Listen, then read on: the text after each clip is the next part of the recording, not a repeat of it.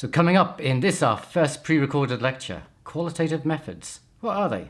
And how are they different from quantitative methods? Shut up and sit down.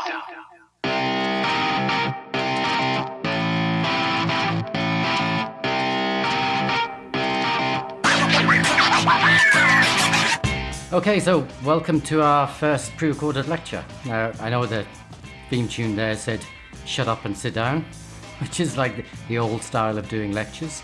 Well, don't worry, you don't have to shut up, but the problem is I won't be able to hear you if you shout at your screen. But yeah, you don't have to shut up, and you don't have to sit down. You can watch this whenever you want, however you want. But I just wanted to point to the old style of lecture, which, you know, lecturer comes into the lecture theatre, all the students come in, sit down, they have to be quiet, the lecturer speaks, and then the lecture's over and they all go away. So teaching's moved on since then, as you might have noticed. Now we engage much more in sort of collaborative, discursive learning. So think of these lectures as me just throwing some ideas out for you to take on board that will feed into our discussions. And this is primarily the bit where I get to do my talking. When we meet in our tutorial sessions, that's where I'm hoping you do most of the talking. You know, it's kind of over to you. So I want you to use some of the ideas that come from the reading, but also come from these pre-recorded lectures. I don't know why I call them lectures, actually. Maybe I need to call them something else. Anyway, these videos. Use the ideas to inform our discussion. So let's crack on with, the first one of these videos. Now, just before I start, got to let you know that I'm passionate about qualitative methods. You know, this is the stuff that really energizes me. So I shall try and curtail my actually, why should I? Why should I curtail my passion? I'll try not to go overboard.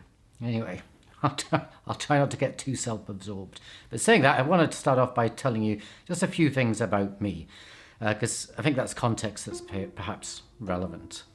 So I began using qualitative methods back in 1992 when I started my psychology honours project.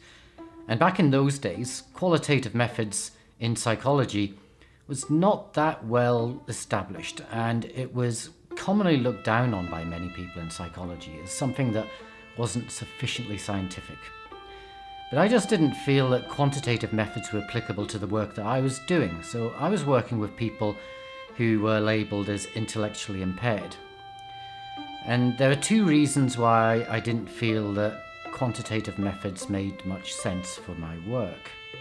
First, I was working collaboratively with people, and I was working as an advocate, you know, working in partnership and working to assist people to successfully move from institutional care into community care.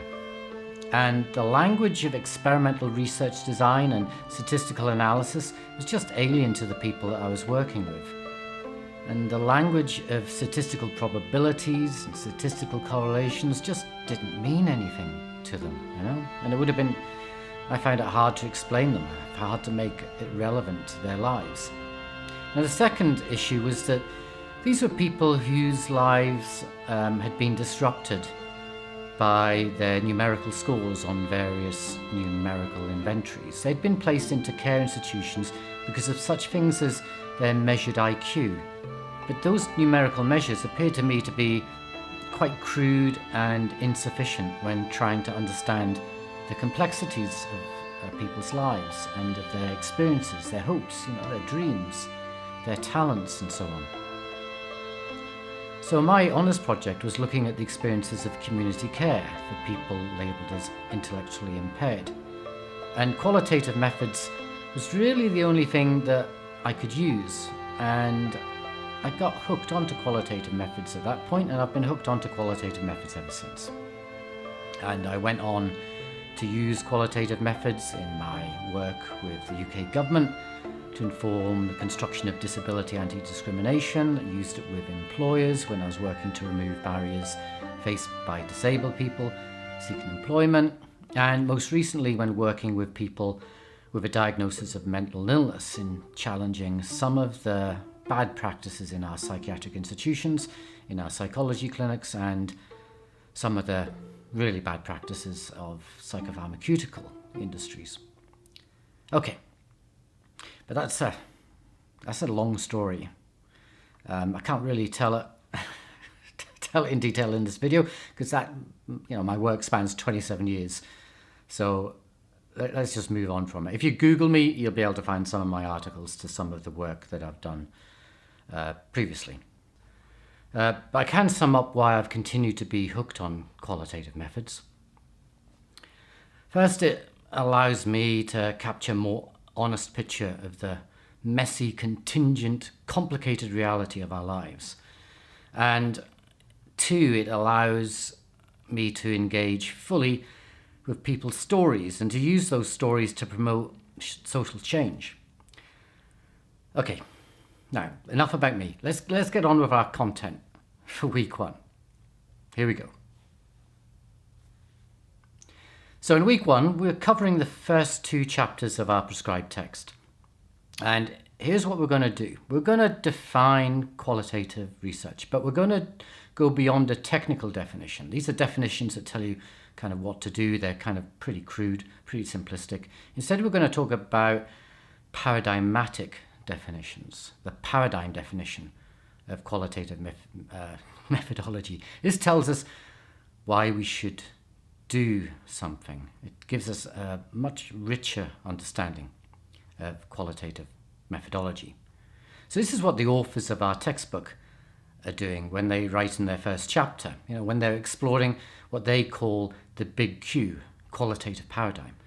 So this is a big picture stuff. And a good way of getting sense of this is by comparing it with quantitative methodologies. By the way, I'm going to keep this lecture short because I'm sweating again. 38 degrees outside. Can you believe it? Might not shock you. Still shocks me as a Brit. I did explain. I have been in my introductory video, my welcome video. I told you that I moved up to Townsville about 7-8 months ago. I have been in Australia about 7 years, but I was in Melbourne before. So this is living now up in the tropics. Is still a shock to me. I'm still suffering from the heat. Oh. So good news for you is I'll keep the lectures short. Okay, anyway, let's go on, move on. So what we'll be doing is looking at 5 areas really. First, the type of data collected. Second, the questions that are asked. Third, the sample sizes that are used and the sampling methods that are used. And fourth, the role of the researcher. And fifth, the epistemological and ontological assumptions behind all of it. Don't worry, I'll describe what those 2 weird words mean later on.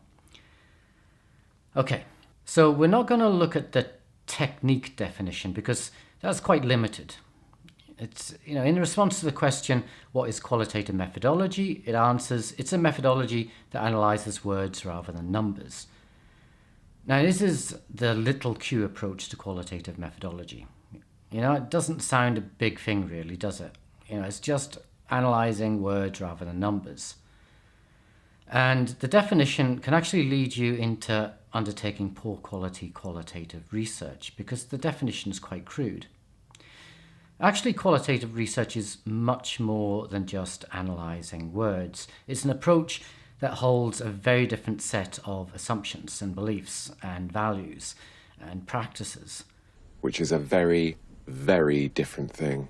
And when it comes to data collection, it's a very different thing indeed. It's a very different type of research paradigm. It's adopting a very different way of seeing the world and of asking questions. This is the big Q approach, qualitative methodology with a big capital Q.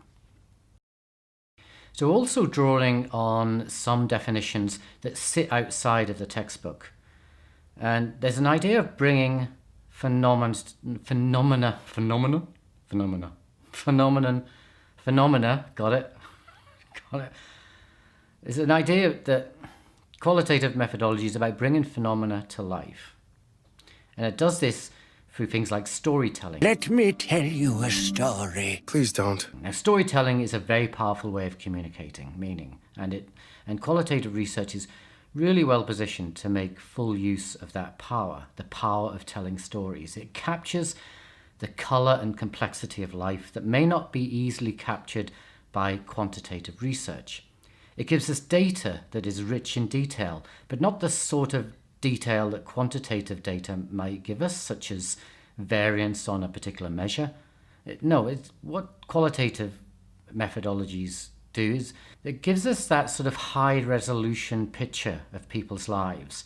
It's like watching a 4K TV. It makes everything pop on the screen with almost like a lifelike quality. So it's a high resolution view of people's lives, really. That felt really smooth. So in the pocket. But combining that with a big picture. Maybe it's a 4K widescreen TV that I'm talking about. Quantitative research, it gives you a 4K resolution, but it just focuses on a little bit of someone, maybe their earlobe or something. It looks at small things, little aspects of people's lives in lots of detail, but not the rich, full detail of someone's life. Anyway, moving on.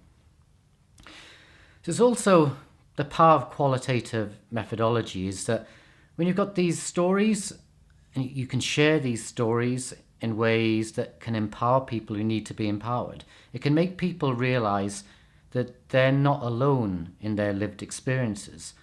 And where those lived experiences are characterized by mistreatment, unfairness, and so on, it can help bring people together in social action, to fight for social justice.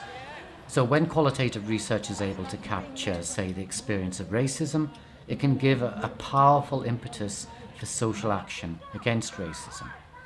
And this is why qualitative works at its best. Qualitative methodology works at its best when it's tackling social issues that require some form of social change. Well, that's my view, anyway. And qualitative work is focused on the human experience and on the way people make sense of their lives in a way that gives us the chance to really capture the complexity of life. And this is sometimes referred to as polydimensionality. What? Polly put the kettle on. Polydimensionality. There, nailed it. So it's referred to as polydimensionality. This is the idea that there are many dimensions to our lives. And in multiple dimensions. Our lives are multi-layered, through from the social to the cultural to the political and to the historical. And it can also give us this chance to capture all of the nuance, all of the chaos, all of the mess of our lives in a way that offers a kind of coherent and authentic understanding of the human condition. Now, we'll come back to these issues. They're quite big issues, so, just early days at the minute, week one. So just start taking these things on board slowly, but we're going to return to these issues throughout this unit. No way, really? This is huge. Now, because we're talking about a big paradigm shift here, you may feel some unpleasant feelings. I feel nauseous. Melman, you always feel nauseous. You may start sweating. Act like I'm sweating, but you may start sweating for different reasons because, if up till now you've only really worked within a quantitative paradigm, a qualitative paradigm can come as a bit of a shock. It can feel unsettling or disorientating. It can feel worrying. You may feel insecure or uncertain. You might suddenly feel that you don't really understand anything. I have no idea. I don't know where I am. What am I, a captain? That you no longer feel confident that you can actually do research. You might also want to dig your heels in, be resistant to some of the ideas that we'll be discussing in this unit. You may want to reject some of the notions that we're going to be discussing. Now, don't worry, these are pretty normal responses, and they're responses to having some of your key assumptions questioned. You question everything. And shaken around a bit. Now, not all of you will have this emotional response, but some of you will, so it's important that we just recognize and understand that and anticipate that, so we get a sense of what's happening when some of us respond like that. You know, it's important that we keep aware of our emotional response to some of the stuff that we're going to be doing, because for some of us it will be a bit of a shock. You know, maybe the theme tune to the lecture, you know, not the shut up but the sit down, maybe sit down when you're watching some of these videos, because some of the stuff might come as a shock. So I just want us to anticipate that, you know, so really that we can support each other through the unit, because sometimes some of us will feel unsettled. Now, the good news is that if you have those negative feelings, it's a good thing. It's a sign of some progress, it's a sign of learning. You think I learned anything? It's a sign that you're allowing your pre-existing assumptions about research to be challenged. So it's a sign that you're starting to acquire some new understandings of some things related to research methodologies. But, you know, this is not a cult. You're not joining a cult here. You know, you're allowed to go back to quantitative methods. You are allowed to find a way to work both with quantitative and qualitative methods. You know, there's room for both things in your professional life. You know, I won't be putting you through a system of religious conversion to qualitative methods. But I have never seen a brighter light than when my eyes just opened. You know, so, I don't want you to come away from the unit thinking you've got to dump quantitative methods and only embrace qualitative methods. I just want to give you a full-on picture of qualitative methods, so you can decide what you want to do with it. Okay. Now, the other thing is that we'll be coming back to these big issues around unsettling assumptions about research methodologies, some of the assumptions we hold about what good science is. You know, we'll be coming back to them again and again through the unit. And we'll be coming back to these big concepts in lots of different ways. So if you don't get don't get these ideas in the first couple of lectures, in the first couple of weeks, don't worry, we'll keep returning to it. We'll find different ways of approaching it. We'll find different ways to talk about it. So it'll come to you in a variety of ways. We'll make another run at it. And it'll give you the opportunity both to find your own way into this material, but also to manage that emotional disruption that you might get when you first come across these ideas. You know,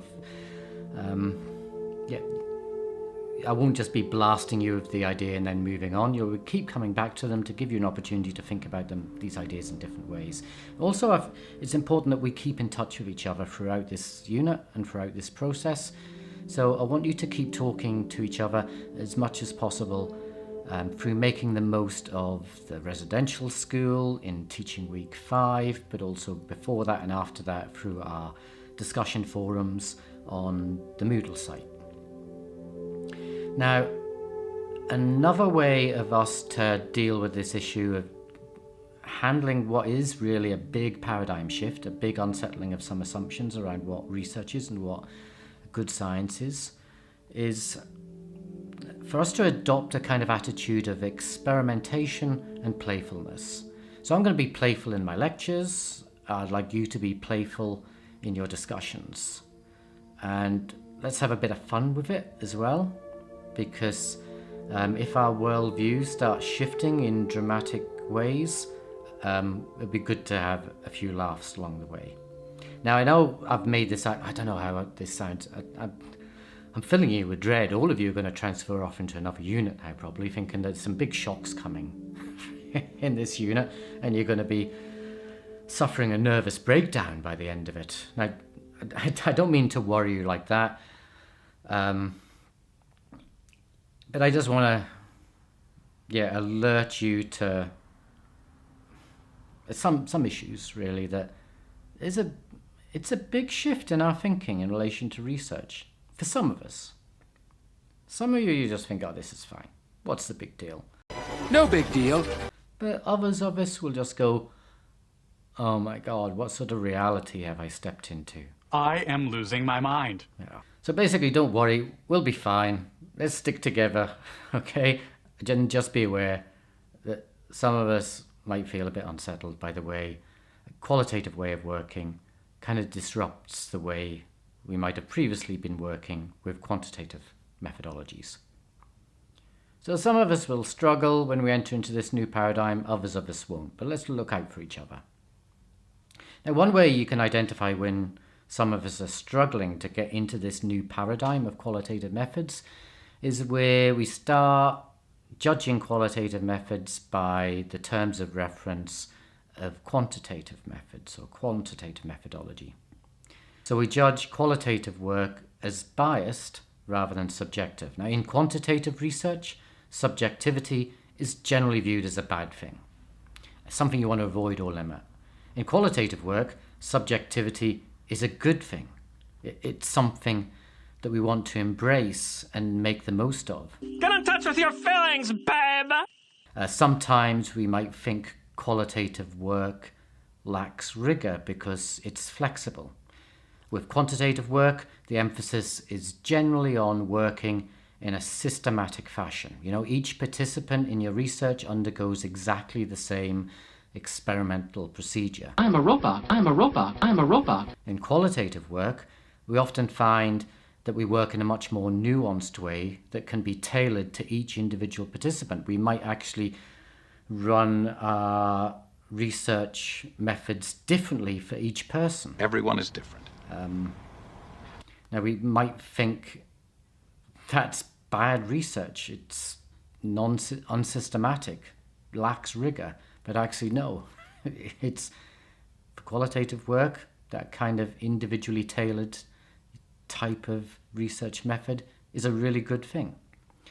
In qualitative research, we might think that the findings of our work are unrepresentative because the sample sizes we use are too small. Judge it by its size! You know, how can one or two people's views be representative of everyone's views? And yes, big shock here, you can undertake a qualitative project that only has one participant in it, and then that can be a really good piece of qualitative work. So the sample size can be one person or two people, but you might judge that as inferior because in quantitative work, you know, the emphasis is on large sample sizes, because it's all about trying to get a sample size that's representative of the broader population. Qualitative work is more about focusing on the authenticity of your findings, but also about opening up new frameworks for understanding. So we need to watch out for those times when we're judging qualitative work under quantitative terms of reference. Have I done my job up to your goddamn standards? Now I'm expecting we'll do this a lot at the start of this unit and less of it at the end of the unit, but watch out for it because it's always interesting when it happens. Now, what you'll learn from this unit is how to do good quality qualitative research. And our textbook is a really interesting way of thinking about how to approach the content of this unit. It suggests we treat it like you're a traveller in a new country. And making it harder than it already was in a new country. You know, you've got to learn a new language, you've got to learn new customs, and so on. So you might get some culture shock at the start of this unit. Well, a little culture shock is to be expected. But by the end of the unit, I think you'll feel more familiar with the terrain that you're in. Also, some of the language we use might seem familiar at the beginning, but actually the words we use mean something very different. So subjectivity, bad word. Data polluter, you know, in quantitative work, actually means something very different in qualitative work. It means data enricher, perfume, glorious. Okay. So it's like that. You know, when you go to a new country where they speak the same language but use words differently. I discovered that when I was telling people I was rooting for them. And rooting for someone means that you are backing them, you know, you're behind them, you're supporting them, you're wishing them well, you're wishing the best for them. But of course, if you're rooting for someone in Australia, it means something very different. Oh my God, you could report me to people in culture, human resources, right now for saying some rude stuff on the video. See what's happened? Misunderstandings about words? Okay, context. That's the other thing about qualitative work. It's good at recognizing context. So keep in the context that I'm using as an example. I shall never use the word rooting again in these videos. Oh God, I'm in trouble. What a start to this. What a start to this unit. Anyway, enough of that. You can I know I've been in Australia for 7 years, but I still need a little bit of educating in terms of the sort of nuances of the use of English in Australia. But convinced me that hot chips is a useful way of describing chips. Good luck with that, because you got the... I go on about this too often, but I can't bear it. Hot chips, you know, oven chips. Are they frozen hot chips? It doesn't make sense. Yeah, I'm not going to get nowhere with that one. So, anyway, that's all for now. Let's stop and, I'll explore some of the issues we just picked up briefly in this video. In the next video, where I'll talk a bit more in detail about the differences between quantitative and qualitative work and get into some of those big paradigmatic issues which might unsettle some of you, but others of you will just, whatever, no big deal. So, till then, yeah.